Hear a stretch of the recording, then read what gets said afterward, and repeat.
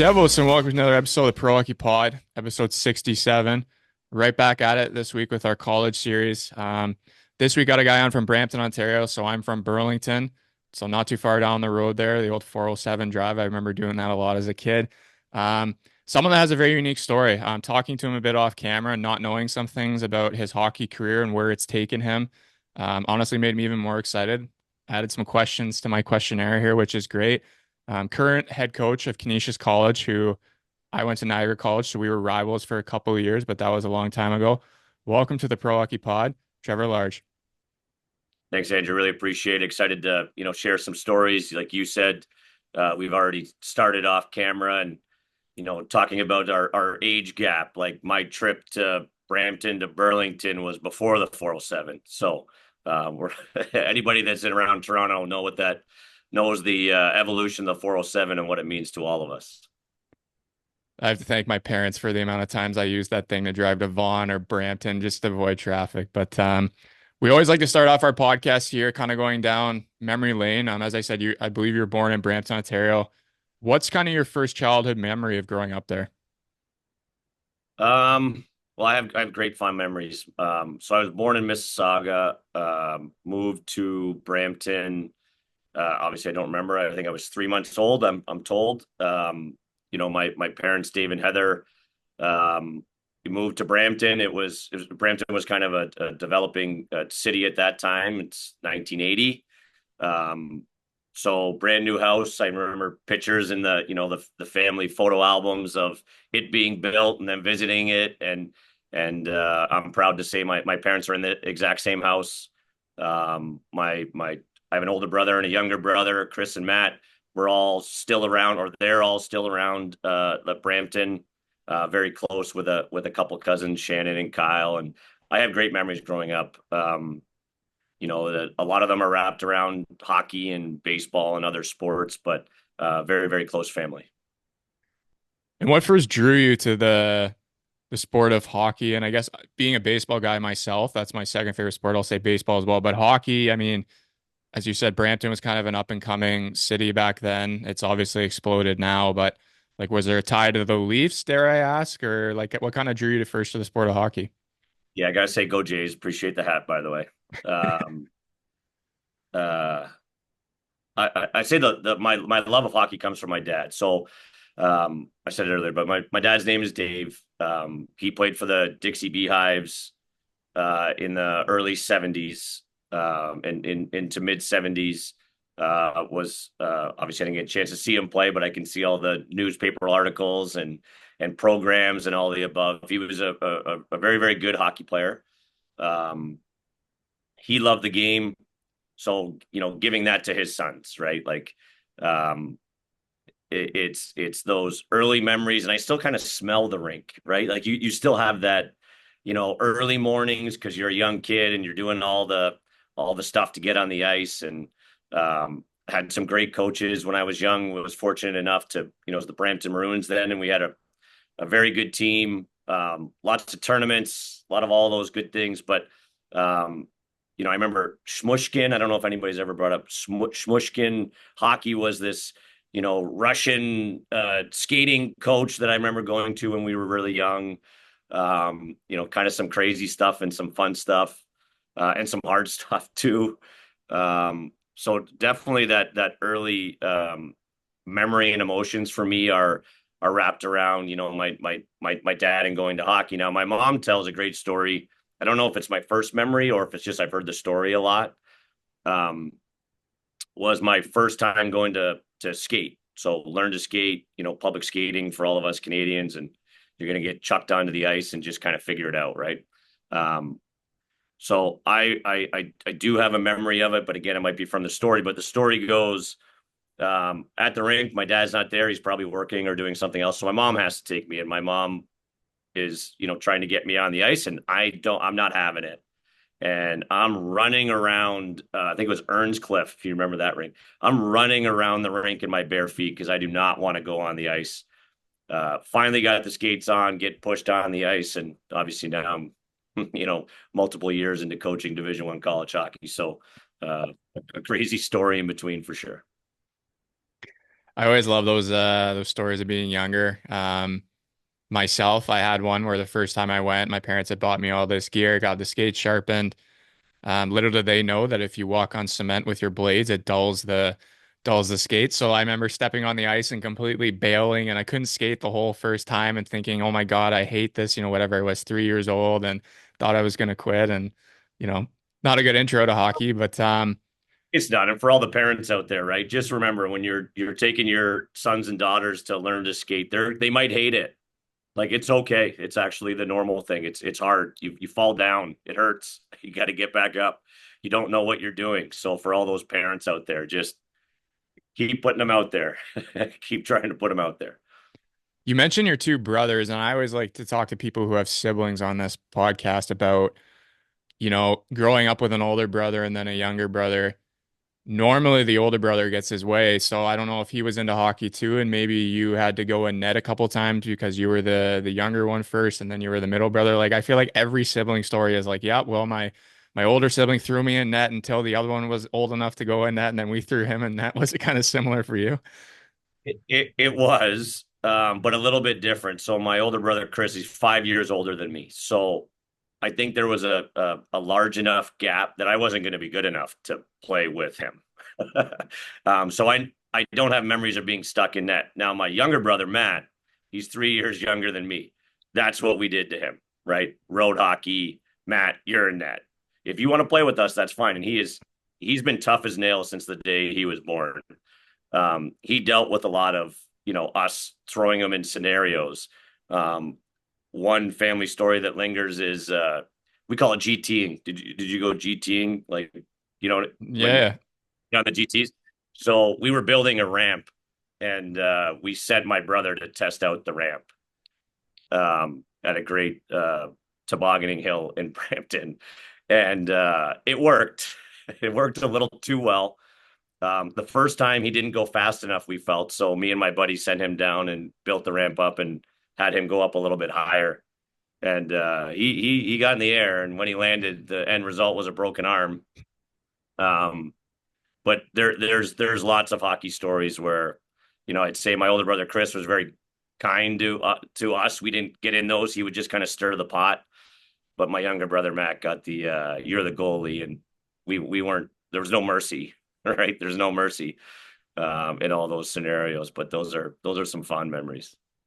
Few Sure. stitches along the way too.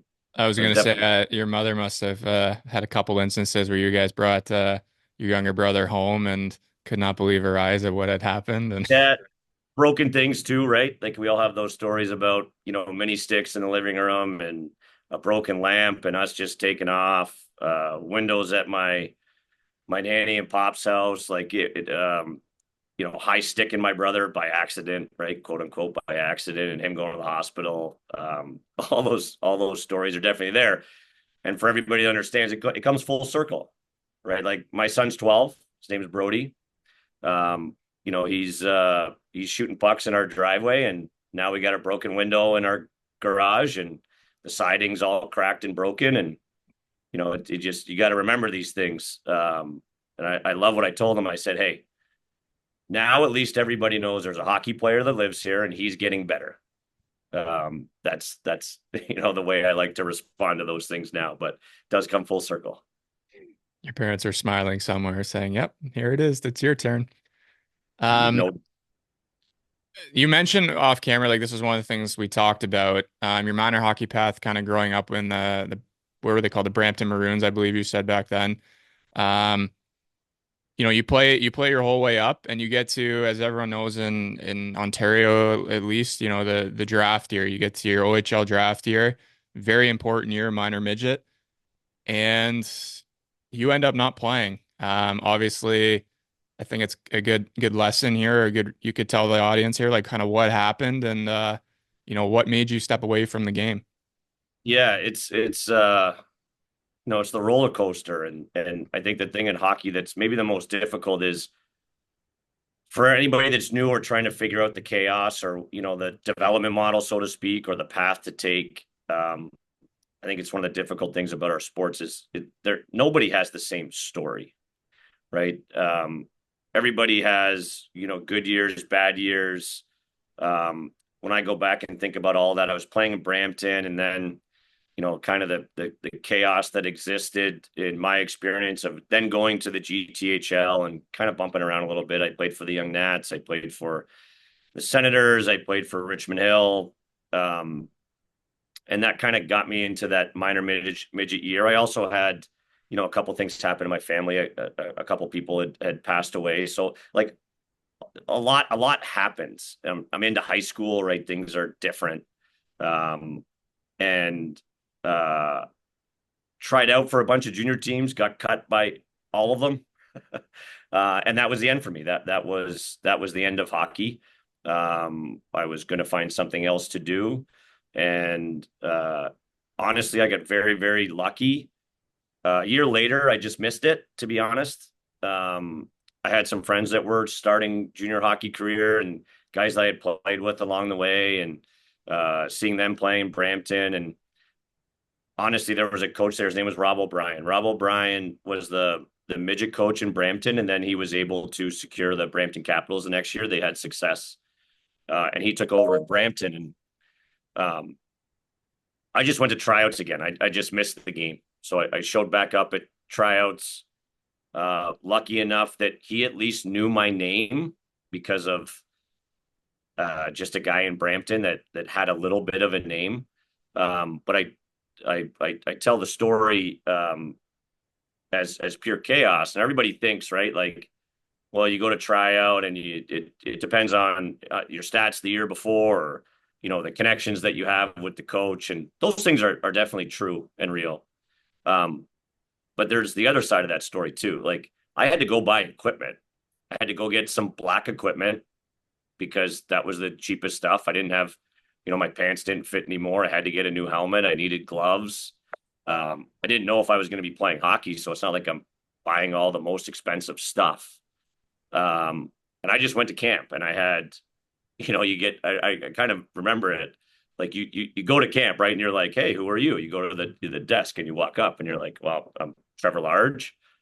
They're like, where'd you play last year? Nowhere. What were your stats? I'm like, I got nothing. I came with nothing. I just want to let me.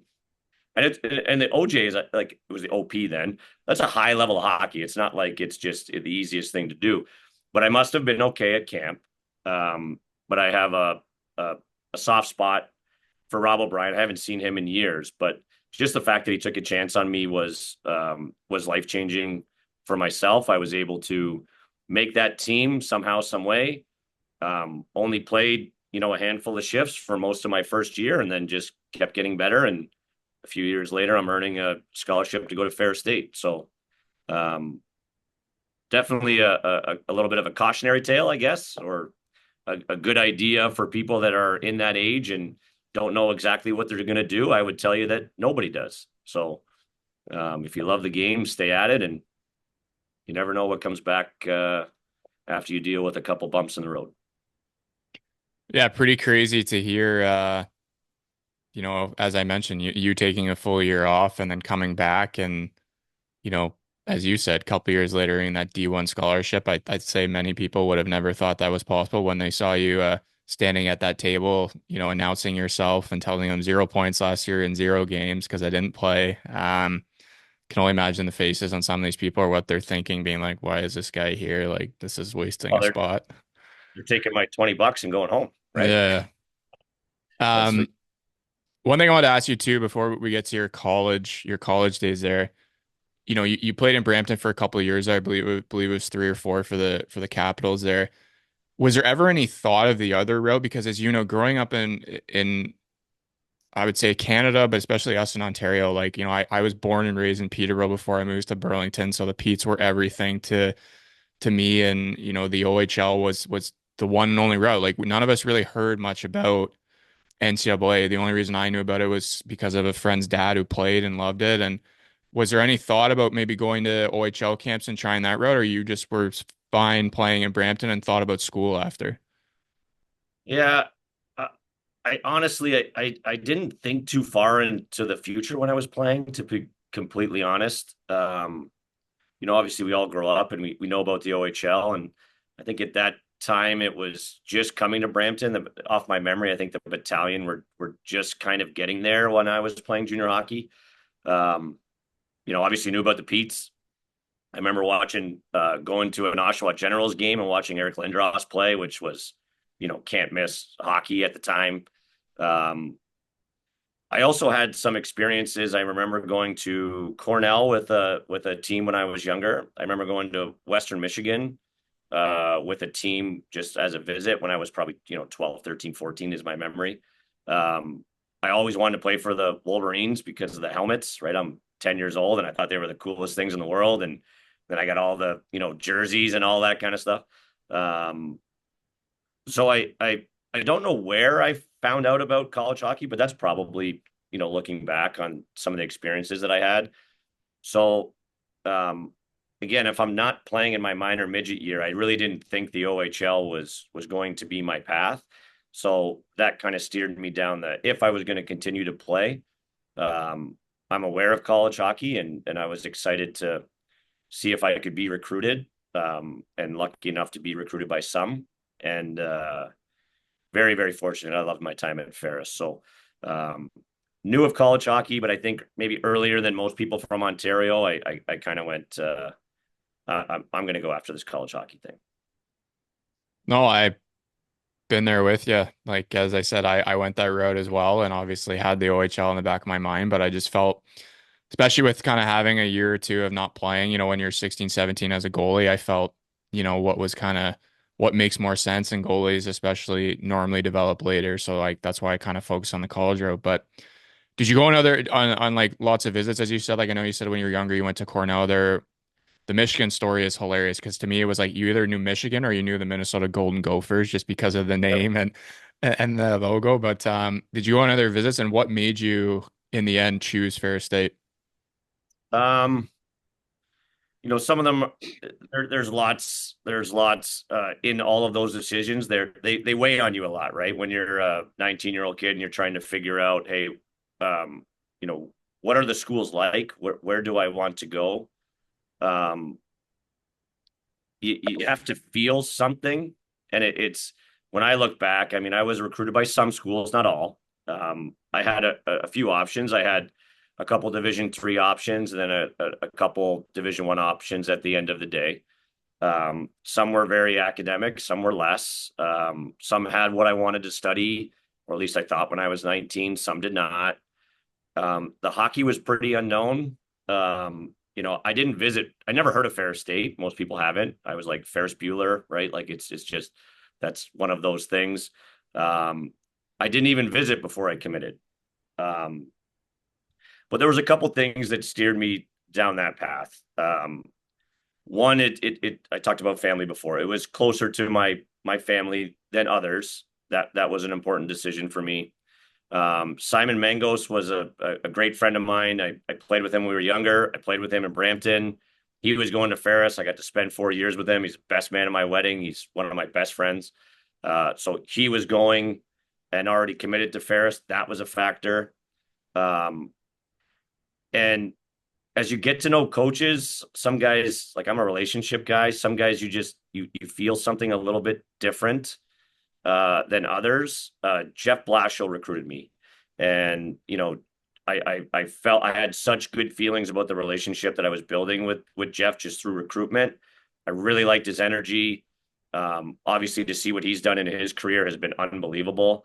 But that was his first. I think I was his first recruit, to be honest. I call myself his first mistake in an illustrious pro hockey career.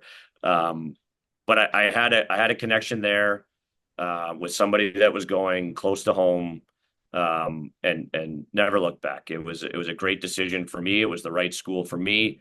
I met my wife Molly, freshman year. She played basketball there. I had a great experience. Went to the NCAA tournament. Had an unbelievable time at Ferris, and I'm very, very fortunate that I made that decision. You mentioned the kind of connections there, whether it was your best friend going there close to home, but I had this conversation with Mike Carter from Colgate. This guy just bleeds Colgate, and he was talking about, the reason he went there was because when he was doing the visits, like a coach drove 5 hours to have dinner with his family. So you bring up Jeff Blashill there and just like, I think any player, the reason you do something, the reason you go to teams is because you want to feel wanted. And I'm sure that Jeff showed that to you, being like, hey, I really like you as a player. I believe you would do good here. Here's what this program can offer you. And I think as an athlete, it doesn't matter the sport. That's what we want. We want to be wanted. We want to be loved in a sense and given the best opportunity. And normally when you're wanted, that's what happens.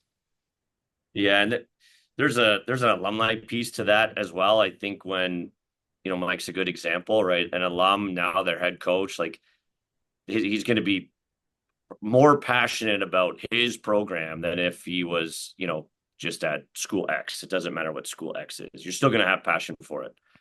But I think sometimes and Jeff is he's a passionate bulldog. When you have that in the person that's recruiting you, it feels different, right? It feels different. And I've learned that in my time here. So we've had Scott Mosier, is an unbelievable coach. He's a Canisius alum. I was able to work with him when I first got to Canisius. We were assistants together, and then when I became head coach, I secured him as one of our assistants in early in my time as head coach. And all the players are like, it just comes out of them. It just comes out of them. And now we've hired Matt Hoover, who's a Canisius alum captain here, obviously younger coach, but I think it's great for the connection of it all. And Matt's been unbelievable in his first year with us. And that's what people see, right? You see the passion of people. You can't fake it. You definitely can't fake those things. So, not to say that other coaches were faking it, but I just felt a very genuine passion from Blash. And it was a great connection. I did feel connected to Bob Daniels just in, minimal interactions. He's a great human being. So everything that steered me towards Ferris was the right path. And you mentioned you went four years there and graduated, and obviously Elite Prospects doesn't show this. We talked about it off camera, but you ended up going and having a little bit of a pro career yourself. Believe we were talking about there.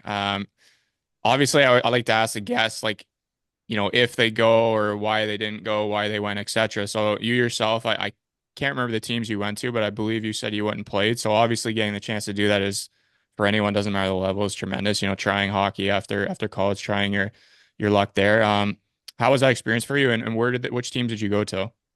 Sure. You go through the Ferris career pretty quickly there, Andrew. I know there's not a lot of highlights there, but we got to at least pause.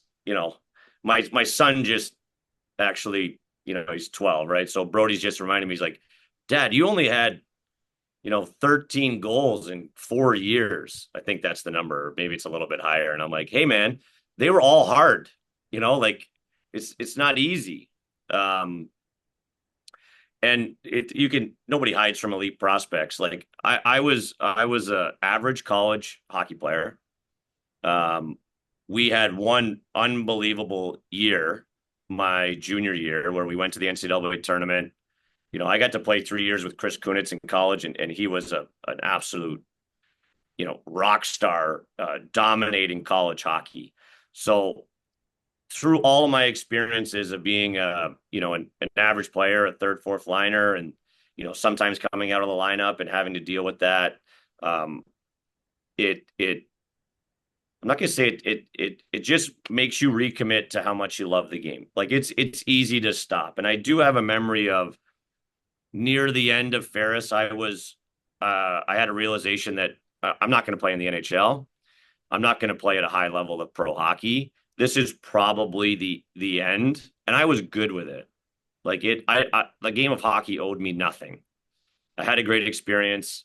I was ready for the real world, but there was just this little tiny thing that said, like the what if that exists for all of us at some point. So I had a small what if. Let me just try the pro hockey thing. And then if I need to close the book on my playing career, I can at least say that I tried. And I did that. And the book closed very quickly. So now I want to say it was because of I think there was this year of the strike. So I'm like, good with that, Andrew. Like, if that's the reason, then I got an outside reason, right? Um, but I did go down to Lubbock, Texas for the Cotton Kings. I went to camp. I thought I had a really good camp. Played an exhibition game. Um, Scored a goal, which is like, this is it, right? Like, this is where I'm gonna be. Like, all good. I remember so I'm down there for about a month or so. Um, the coaches, obviously you get the AHL cuts and then the East Coast cuts, and I think it was the Central League at the time. So it's in the Central League. Coaches meetings were Sunday at 8 o'clock, and I'm like, perfect. I'm going to be the first guy there, so I can go get into my apartment, and this is where I'm going to be. And I'll never forget it. I don't remember the coach's name, but he said, "How did you think you were at camp?" And I went, "I thought I was pretty good. Could be better." And he kind of went, "I agree." And I went, "Uh-oh, this is not the way I thought this was going to go." I got cut at that point. He did explain, "Hey, we got this guy. This guy is coming back. This guy's coming back." He's like, "I don't have any room for you." So that was it, right? That was, I remember talking to my agent at the time going, "Hey, I'll find you somewhere else to go." And I'm like, "I'm good." Like, the book is now closed.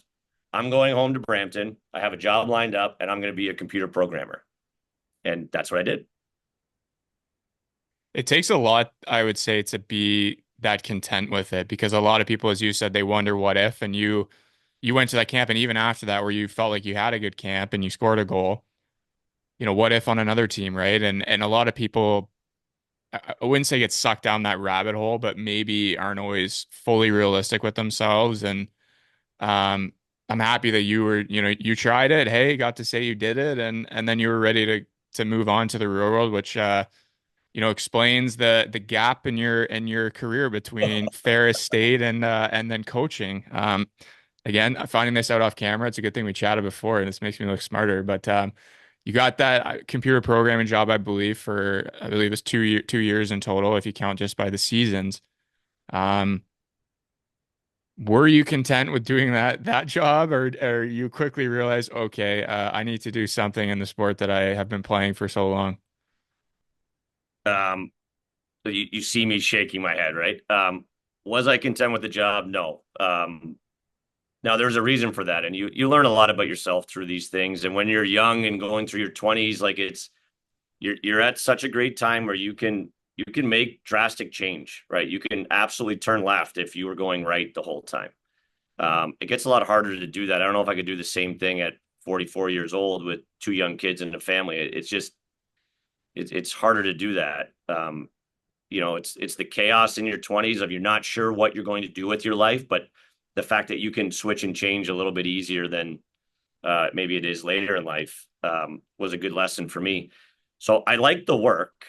I just didn't talk to anybody. Like, literally, I didn't have conversations. There was no creativity. There wasn't any brainstorming. I was at a truck leasing company where I was the computer guy. Nobody knew what I was doing. Um, I enjoyed the work, but I definitely didn't enjoy my daily life where I'm not talking to people. I like interacting with people.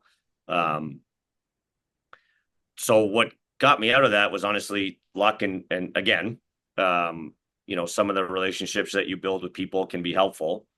I remember calling Coach Daniels and saying, "Hey, Coach, I want to get into coaching. I'm Canadian. I had to be a graduate assistant, so that summer I just went after every graduate assistant position that came out on a posting.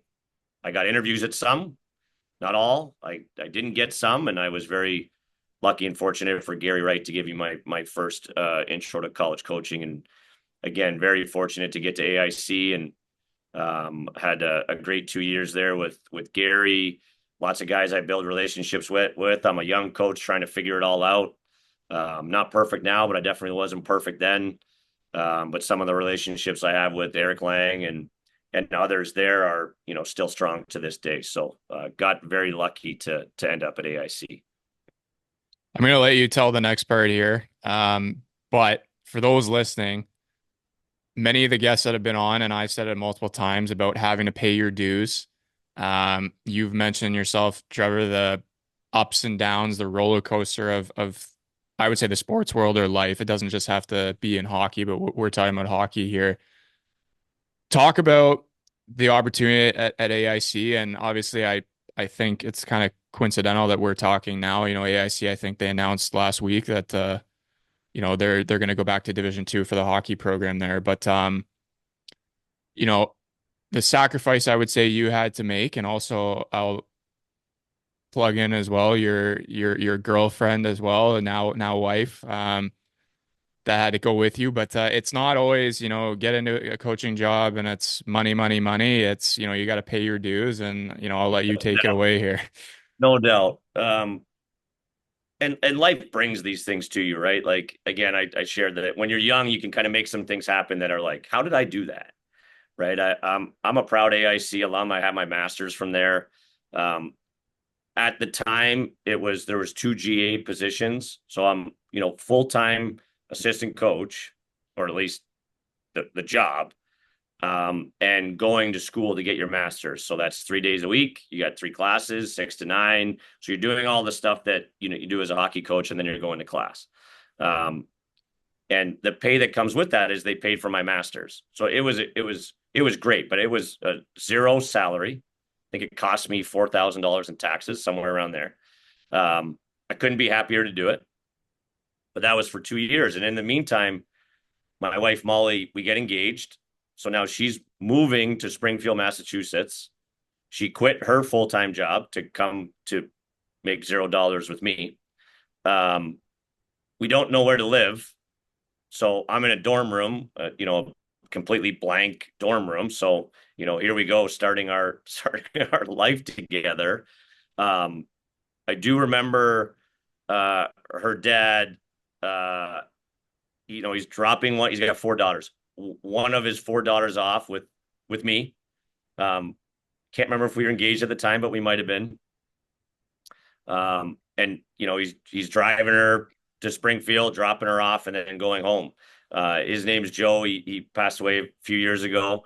I'll never forget this interaction that him and I had. We're on the steps of our hockey office, and he's saying goodbye to Molly, and he kind of pulls me over to the side, and I'll leave the one word out that he used, but he looks me dead in the eye. He shakes my hand, and it was a real handshake, and it was a, hey, this better work out.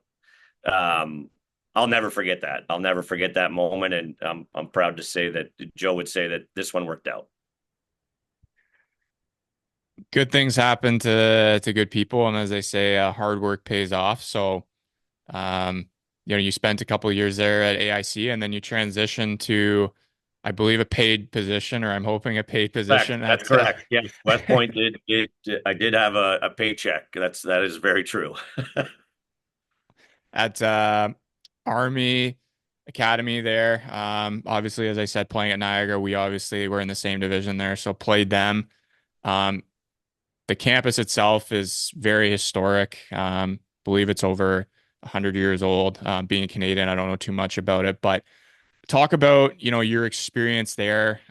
You were there for, I believe, 6 or 7 years, and you were coaching alongside the famous coach Brian Riley, who, the Riley name itself. I had Brett Riley on recently as well, and he, comes from that family and just kind of the upbringing he had going to army practices as a kid and all that. But what was it like for you? And another thing I think was cool to kind of ask is, what was it like for you as a Canadian? Working at that school for so long, and just the routine and everything that we talked about off camera. Yeah, it's an amazing place. I've heard Brian say this. I'm going to paraphrase, and I'm not going to do it as well as he did. It makes good people great people. Like it's my 6 years there were some of the best leadership learning that I've ever done. There's so many people that do unbelievable things. It's amazing to see how much capacity they have for their day, and the passion for hockey that exists. I'm talking about for the cadets that are there that have a complete full day that many people listening will never have. And then all of a sudden they get this joy of playing hockey at the end of the day. There's it is filled with guys that are there. It's a hockey team. Like there's funny guys, there's quiet guys. Like it's not that different once you get to the rink. But it's obviously the campus on the Hudson River it's absolutely beautiful. My wife and I, we started our family there. Brody was born there. He took his first steps in the assistant coach office that I'll never forget with the Riley family. There watching after a game. I think the year is 1952 is the first year that Brian's dad took over. I got his bobblehead over here with a couple of the West Point guys that I carry with me and cherish it always.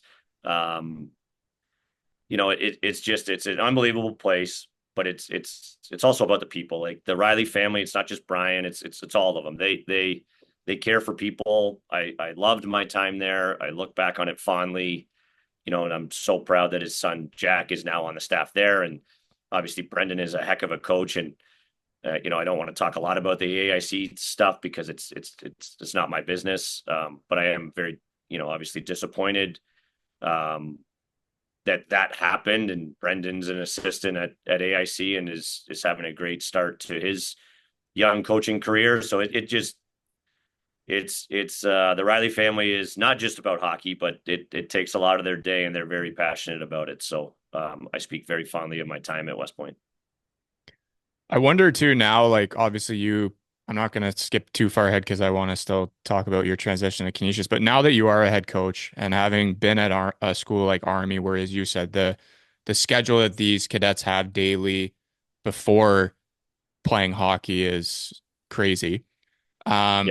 Did it kind of give you, I don't know how to describe this, maybe like a perspective of like now when you're dealing with your athletes at Canisius, that when they say, hey, like, coach, this is too much, or coach, I don't have the energy for this. Does it kind of like you kind of look back and go, guys, you have no idea, and you kind of want to build into maybe the mental part of their game that, to push themselves because of obviously what, the Army cadets did to be both cadets and also athletes? Yeah, it's a good question. I'd kind of just share a little bit, like as you're asking the question, I'm like, I know what you're asking. The way I would answer it, maybe indirectly. Like we have some guys on our current team that are doing their day is loaded as well, right? Mm-hmm. There's some very regimented guys that we have on our current roster who are doing things. When I hear about them, I'm like, how are you filling this into your day? Now, part of it, and I'll give the perspective as a coach. One of the things that I realized is at West Point, we didn't get a lot of time with them. You have a very short window. So I'm always looking for more time with players. So that was one of the great things in the transition to Canisius was I had more time with them. I'm still searching for more, by the way. But that was one of the huge differences was I want to build those relationships with players on the team. And if you don't have time and if all you're doing is, hockey and practice and lifting and training, because they have other things in their day that they need to fill that with, it became a little bit harder to build those relationships that I wanted. I had some with some players, and not every relationship I have with everybody here at Canisius is perfect, right? Guys don't play and like it's hard. But I know for me, I'm trying to build those relationships. So I have enjoyed my time at Canisius with the players to have, actually more time with them than I did at West Point. That's one of the great transitions where I am now. What led you to that transition? Because obviously, I think the college road is, very, very known for more longevity than maybe the pro route or major junior routes. Like, what made you leave West Point and want to go to Canisius? Winning. If you now, I don't know if this is unique, but I've been at 3 schools in the same conference. So I think that's a little unique. I don't think it happens exactly that way as much. Movement, maybe some guys move a lot, some guys move a little. I don't know. It's all perspective and opportunity. But you talk about it. So I go from AIC, and that was a GA position. Now they're all full time. I get to West Point. If you look at my coaching career in terms of an assistant, in terms of wins and losses, it wasn't great. And Dave Smith and Canisius they were there was something going on here at that time. I shared about family. It did bring me an hour and a half away from all of my family. That's a real positive. But I really wanted to figure out what was Dave doing. Um, and I learned a lot in that transition and have taken a lot of things from Gary. Obviously, I've taken a lot of things from Brian and have begged and borrowed and stolen a lot of things from Dave Smith, great mentor of mine. And um, the illusion of what I thought they were doing was not what it was. Um, I know you're going to ask me a follow up, and I'll save you the time. I thought it was system and structure. I thought that the reason Canisius was winning at that time was because Dave had this structure thing figured out. Now he's really good. Like he's really good at system. He understands structure. There's a piece there. But he really opened up my eyes to, how to do those things. College hockey is hard, but hey, we don't want coaches to be the same. We have to fill different roles for the guys on the team. We have to build relationships and understand, who we are and not try to be somebody that we're not. Right. I'll give you an example. Dave is very dominant and driven personality. I'm a little softer in those areas. I'm a little bit arm around you, bring some love and energy to the room. And what was unbelievable for me in my development as a coach and as a person was I was able to be that on day one because he knew who he was hiring and he needed that. And between Dave, Scott, and I, and obviously other people on the staff, we built a great relationship. I thought it was a fantastic staff, and I learned that players are why you win. You need them to feel all of those things too. It's not just coaches being together. Players are why you win. You have to build trust with these guys, and that's what I've been trying to do every single day since.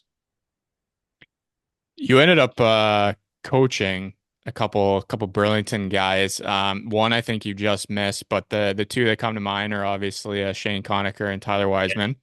I figured we'd go down the Conacher road when I heard you were from Burlington. Wiseman for sure. Yep.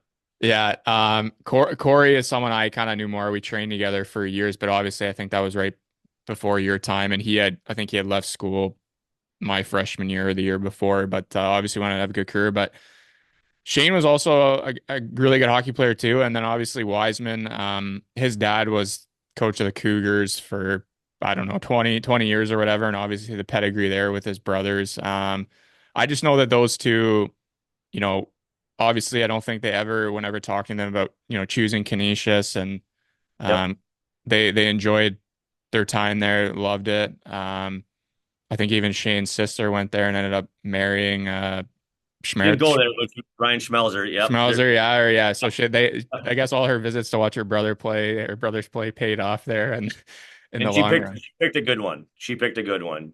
Schmelly is one of the greatest human beings that I've ever met. He's had a good career too. I just follow him a Very little good. bit there just from his name, but no, it's always cool to see the Burlington connection there. But after, I believe, hopefully I'm gonna get my facts right here. I believe after 11 years of being an assistant coach in college hockey, I could be wrong. 17, 18 was the year you got promoted, I believe.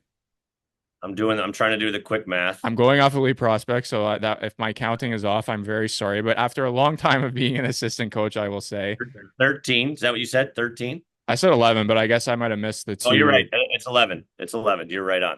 Thank you. I know I suck at math, but at least my counting is somewhat there. You get promoted being head coach. First question that comes to mind to me is, did you feel you were ready after those 11 years? Some people would say, "Hey, I was ready after the first 3 months on the bench." Some people would say, "Hey, I don't think you're ever fully ready, but you just kind of gotta go into it and create Yep. your own formula." You don't know. You don't know if you're going to be ready. I think people, you can have both answers, and they're not wrong. Both can be right. Those things can be right. The way I would explain it, it's a feeling. So there's obvious you're so proud, you're so excited. Of course, you're nervous. Like it's something new. You've been in the game a long time. you're now in charge, right? Like that feeling of you want to be the same, you want to continue to get better, but all of a sudden the title on your door changes to head coach, and you don't know what's going to happen. So to me, there's two things that I vividly remember. When you wake up the next day, so press conference, players are in the room. It was a unique scenario for me because we had success. We had a really good year. Dave, got the opportunity to become the head coach at RPI. So it wasn't like I was coming into a bad team who wasn't having success. And now I need to, kind of get to know the players and build a culture. No, no, no. Those things were as sound as can be. I also recruited a lot of the players. I had coached the players, so they knew me and I knew them. So I remember it's just around the corner from my office, going into the press conference, right? And players are in the back, and Dave Smith and his wife Susan, great friends. They had taken the job at RPI, and now they're here for me. That meant a lot that they were in the building, for that special day for me and my family. I'm gonna grab it if I can. It's not far away, right? This is that day. Me and my kids, they're a heck of a lot bigger now. They're special moments. So you go through that and you're like, all right, I got to have my speech better be good. I got to prepare. You get all that stuff done. And then you wake up the next day and you come and sit in the chair and you're like, whoa, this is the difference to me. I'm now the driving force for the program. The days of suggesting things are pretty much gone. You're going to listen to suggestions and then you got to steer the ship.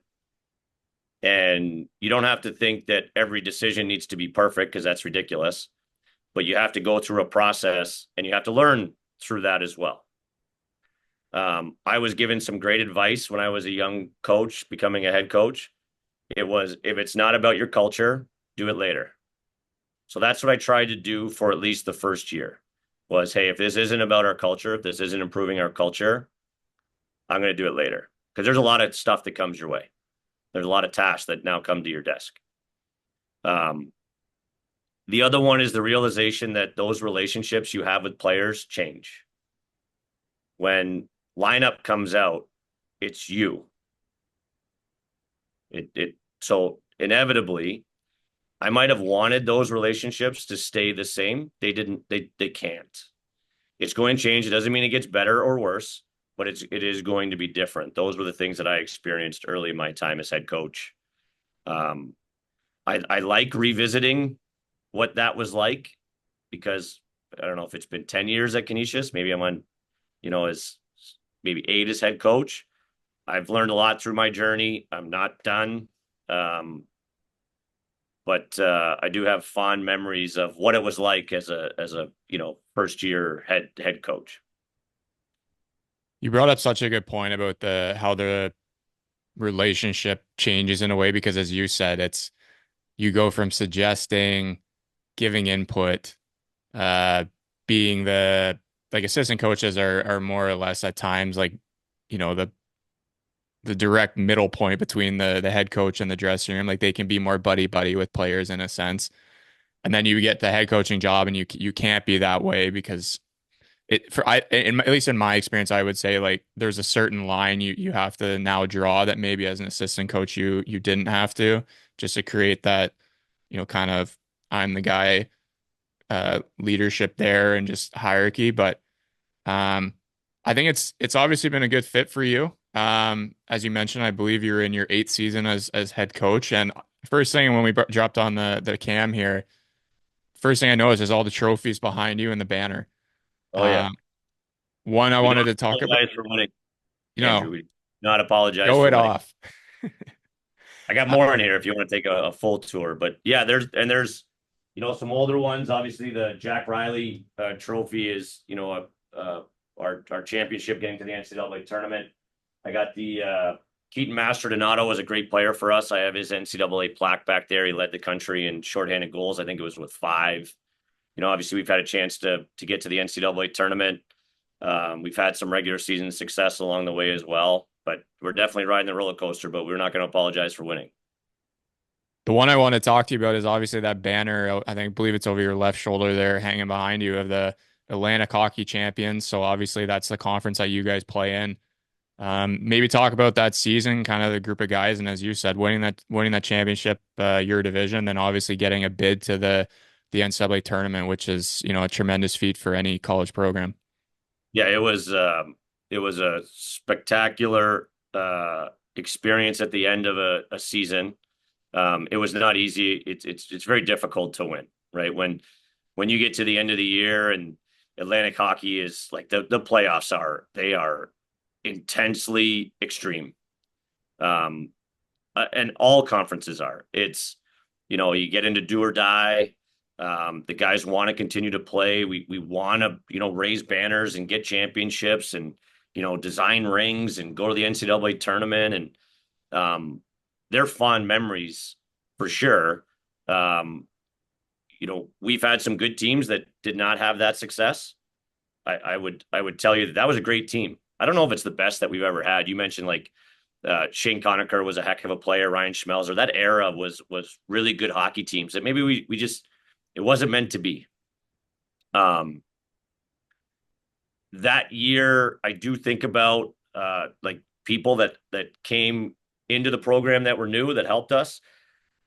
The guys that were there for all 4 years that helped us win a championship, and guys left their college career on top.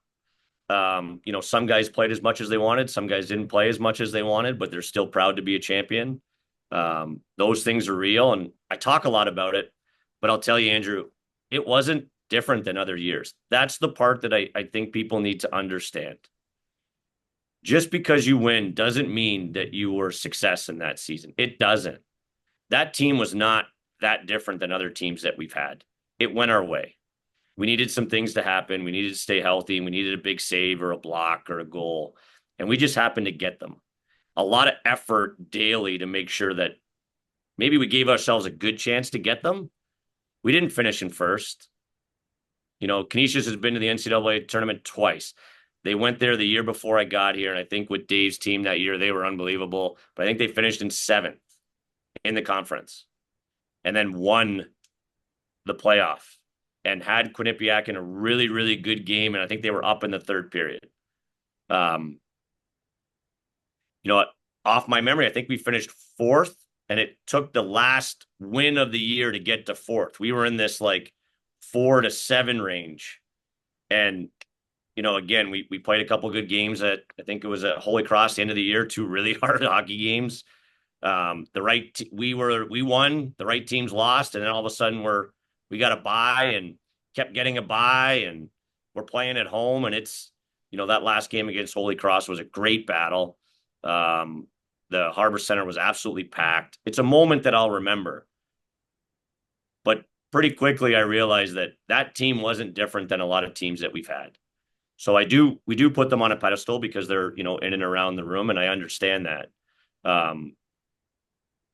But it wasn't that different, which is maybe an odd thing to say, but it's honestly, it's the answer. It doesn't mean that our other years were unsuccessful. There's a lot of things that we've been proud of. That team just happens to be one of them. I definitely agree with your analogy there of things do have to go right, and it could be a number of things. And another guest I had on who's won multiple national championships even said that he said there was teams that he had coached before that were probably more talented, that were better, or there's teams in the league that have 7 first-round draft picks who everyone would think, oh, they should win this year, no problem, and they don't. And then he brought up his teams that won. It wasn't like they were worse or that they didn't deserve it, but it was just, things happen along the way, and you get some puck luck as well, or get hot. Like, as you mentioned, that the teams that, finish 7th, or you guys getting hot at the right time in playoffs, which is normally what any championship team does, is they have to get hot. And then we talked about too, NCAA hockey's playoff format, it's a lot of, especially when you get to the tournament, it's a lot of single elimination. So you got to play, good hockey at the right time. It's not a best of 7 like it is in other leagues. But But at the end of the day, as you said, you're never going to apologize for having trophies, having banners. It's something to be proud of, and obviously, helps you as well as a person know, hey, what I've been doing here is obviously impacting Canisius College, their hockey program, especially. I wanted to ask you, you know, what types of players are you looking to recruit? So maybe when you go scout someone, or when you're watching video online, or talking to agents or representatives or whatever it is, like what types of players are you trying to bring to Canisius? So we have a culture here that's easy to explain. Positive, competitive, team first. Those are the behaviors that I'm looking for. It was actually a project that Dave gave Scott Mosier and I. Was we kept we're young coaches, right? We're working to get Dave. Dave's been a head coach longer. He's had his experiences as being an assistant and then becoming a head coach, and is doing very well and successful. And we kept coming back from the road going, he's a Griff, he's a Griff, he's a Griff. And I thought it was very intuitive of him to ask, what does that mean? I don't know if he thought we would take as long as we did, but I remember Scott and I really diving into that. Like, what does that mean? And in those conversations, it was very impactful that Scott could look back at Corey, and he could dive back into the alumni for the great players that have played. What were they like? Because if that's having success here, why wouldn't we try to repeat the guys like Shane Conacher and YZ, and like what do they have? What are their skills? Yes, right. Everybody's looking for the best hockey player, and we need talent. I want to be clear, we need talent, but we started to dive into who actually has success here and what do they like. And what we came up was positive, competitive, and team first. So I've kind of taken that and packaged it so that if I am having conversations with guys, I'm not going to ask them, hey, is he positive, competitive, team first? I think it's a ridiculous question. They're going to say, yes, of course he is. But we want to find out what makes you tick, right? Like, are you an optimistic person? Are you like, you could tell by body language, right, Andrew? We've all seen the hockey player that slams his stick. I'm going, well, he's probably not an optimistic kind of guy. He might be competitive. So let me dig in. If I really like him as a player, let me find out what makes this guy tick. I know how I coach. I know how our staff coaches. So we're trying to find the right player 100% for sure. But we got to have the right people that are going to buy into what we're selling and want to be around good people who are all in it together, that are trying to push forward and can realize that this is actually going to be hard. It is not going to be easy, but are willing to do the work, who are ultimate teammates, who are going to push the program forward. So it actually becomes clear, and you mentioned it a little bit earlier. Obviously, the pool of eligible players for college hockey has grown very recently. And I'm not going to say it's a good or a bad thing, but our process remains the same. Wherever you're coming from, we're going to find the right people that make sense to be great here at Canisius. And I really believe in the process that we're going through to make sure it doesn't always happen. It's, you're going to make errors, and somebody's going to be a little bit off maybe and not buy into the culture. But what I know is our culture will bring that out. And I'm very confident in what we're doing to find the right people to represent this the way it should be. As I mentioned, it seems to be working, and you brought up a cool or a good point, I would say, as well, as what the Griff represents, what it means for Canisius College, the hockey program. At the end of the day, that person, they need to want to be there. And, you don't want to have someone, for example, that, maybe had other offers and they fell through, and he's, oh, I got to go to Canisius. Like, you want someone that wants to wear that logo, wear that badge with pride, and be there for 4 years and give everything they can to it. And I tell this a lot to young athletes out there, like myself, that went the D3 route, and it was frowned upon doing it, and, where it's taken me in life. But, you know, leaving D1 was tough for me, but at the end of the day, I wanted to be at Oswego. I wanted to be a Laker. I wanted to have success there, and it allowed me to have success later in life and continue on this journey that I'm on.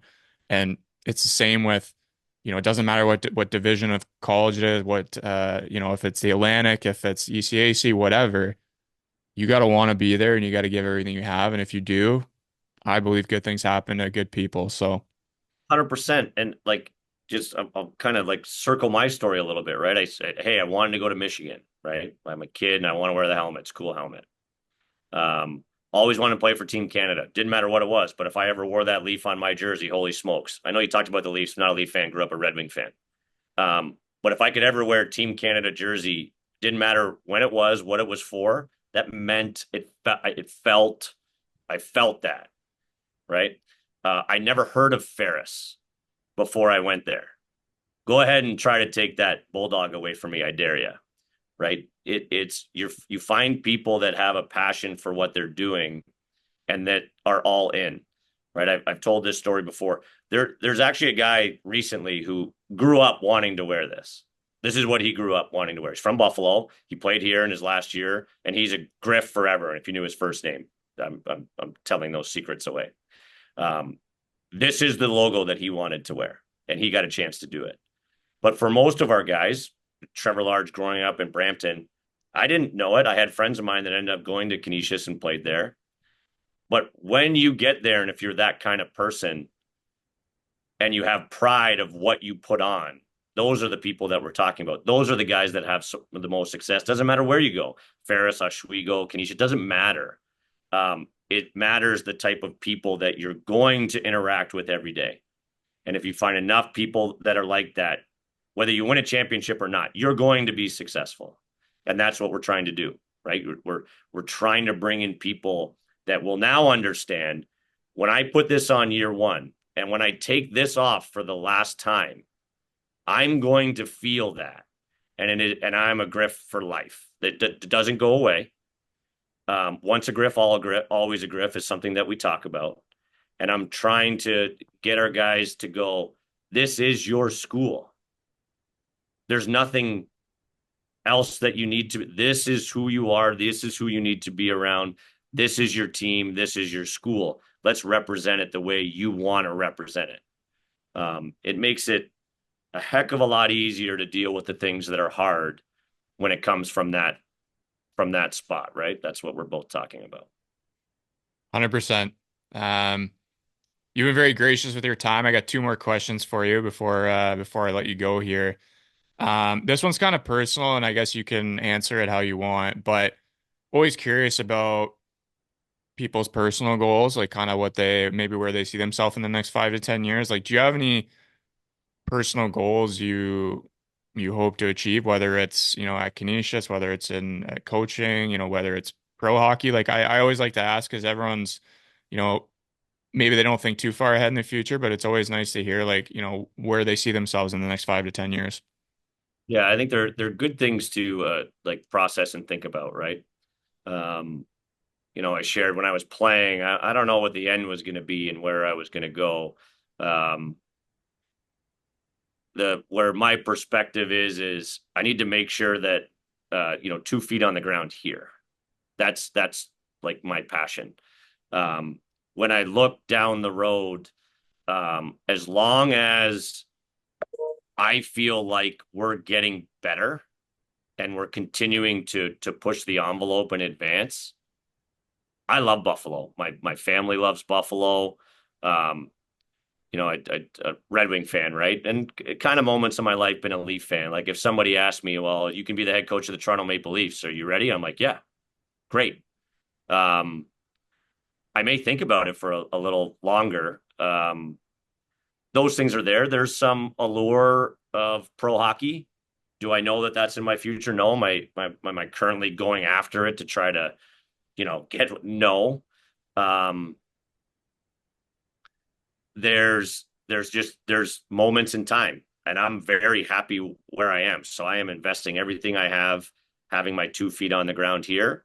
You're probably catching me at not the best time to answer that one, Andrew, because usually in the off season is when you start to kind of, think about those things in the future.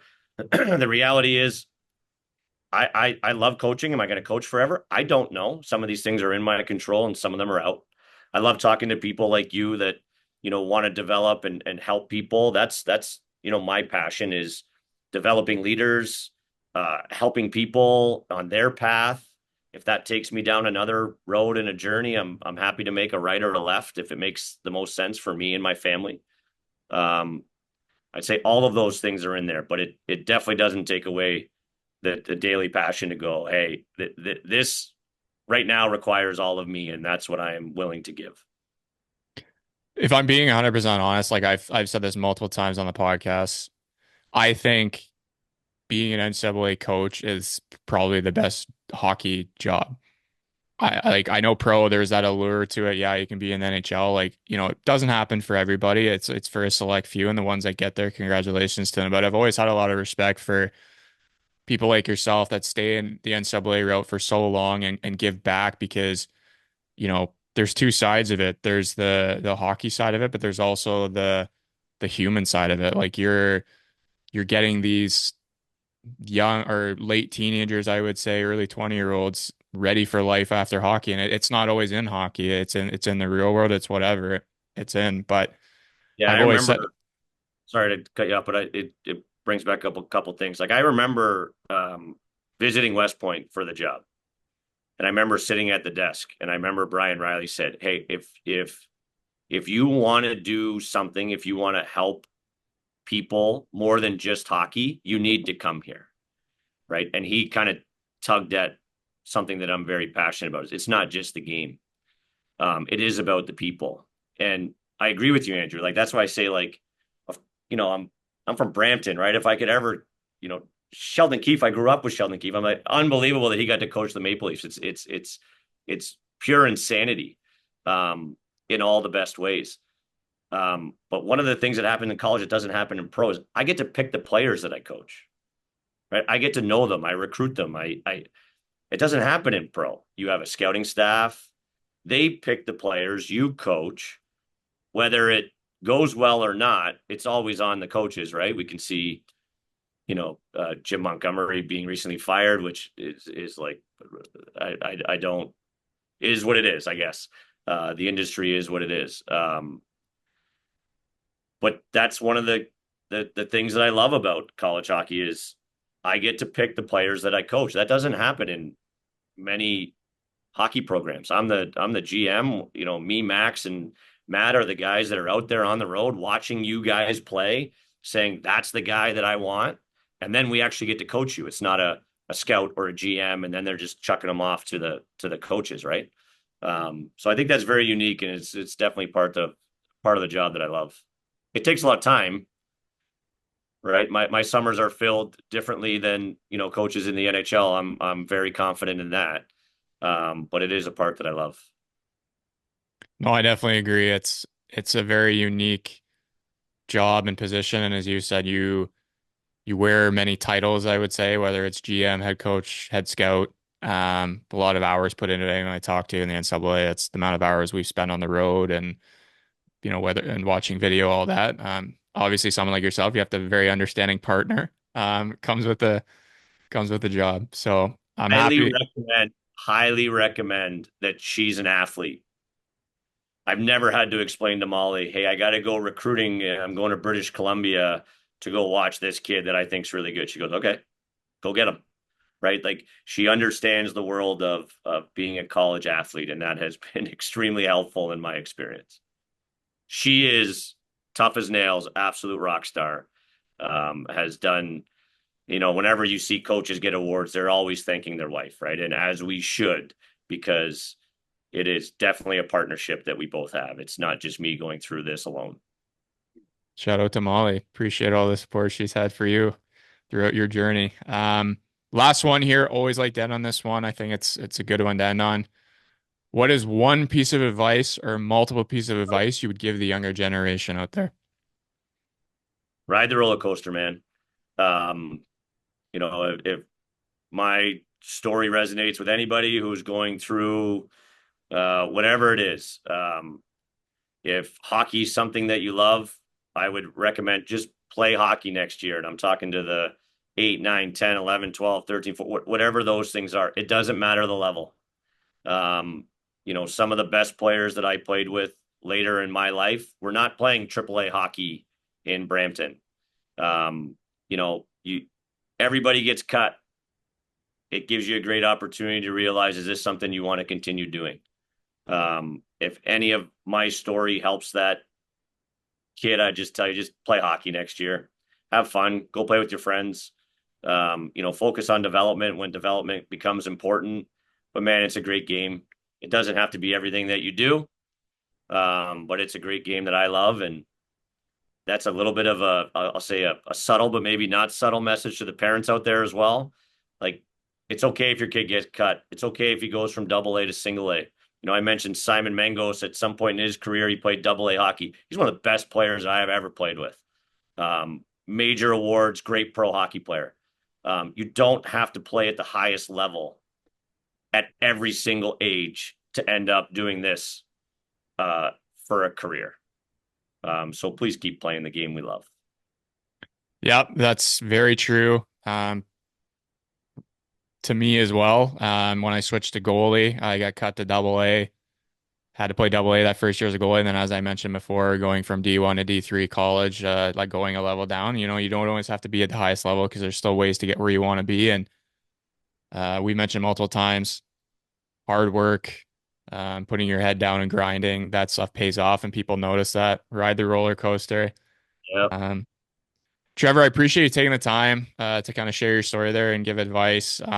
I'm sure for you it was awesome going down memory lane. Just wanted to correct your son there. You actually had 19 college career goals, so it's pretty good. Yeah, you can let him know tonight that it was a couple more than he suggested. But I wish you guys best of luck this season. Let's stay in touch now that we have each other's contact information. And if you're ever back in Ontario in the summer, obviously Burlington, Brampton, not too far, we could get together and share some more stories. And for anyone listening, go follow the Griffs on Instagram, social media. If you're in the Buffalo area, get out to a game. They have, I believe your facility is 5 years old or maybe a little older, brand new. It's 10, but it is beautiful. The Harbor Center is very unique. It's a great place to watch a game. College hockey, if anybody's around, just watch it. It is an unbelievably intense, fast game that we're all playing. So. And the atmospheres are great too. It reminds me of kind of the European atmosphere over here, the college with the bands and the loud fans. So we want all the craziness to happen in the playing. So bring it on. No, thank you again for taking the time, and yeah, best of luck this season. Thanks, Andrew. You as well, man. And for those listening, until next week, juice and ciao.